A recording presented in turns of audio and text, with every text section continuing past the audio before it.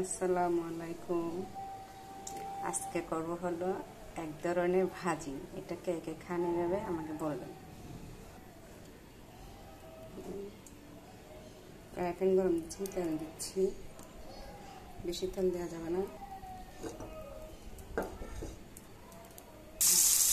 এভাবে করে কাঁকরোলগুলো ভাজি করবো, তেলে ভাজবো, ভেজে তারপর আলু এভাবে ভাজবো, বেগুনও ভেবে ভাজবো, ভেজে ভাজি করি।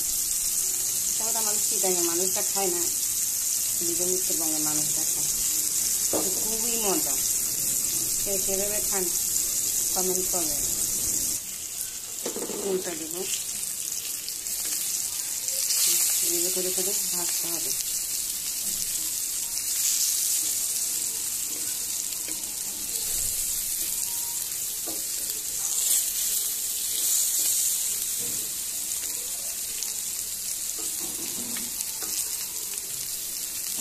বিজি ছাড়া হইলে ভালো, বিজি থাকলে খাইতে মজা লাগে না।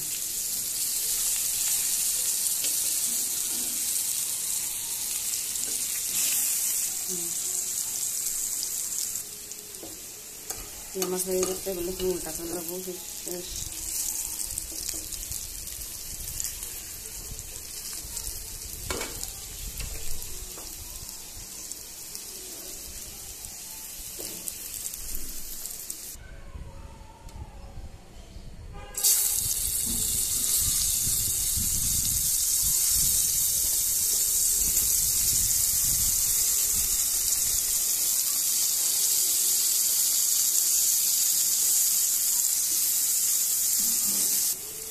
এটা ঠিক একই স্টাইলের কাঁকরোলের মতো ভাজা হবে।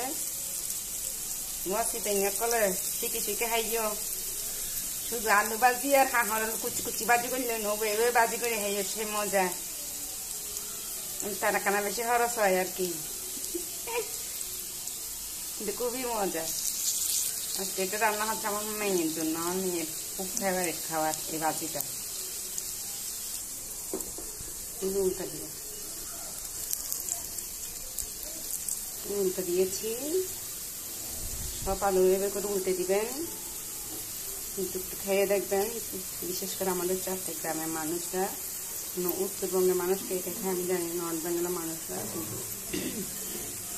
কিন্তু শ্বশুর বাড়ি এসে ঢাকায় এগুলা খাইতে দেখছি, কিন্তু আমি খুব ভালো লাগে, খাইতে অনেক মজা। হয়ে গেছে, এখন উঠে ফেলবো।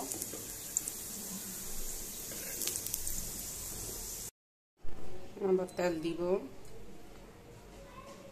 বেশি দিব না, কেননা তেল দিয়ে ভাজা হয়েছে তো, বেশি তেল দিব না।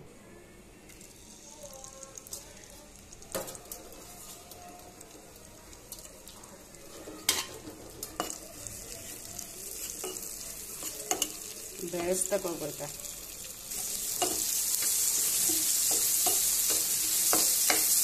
একদম বেরেস্তা করে ফেলতে হবে।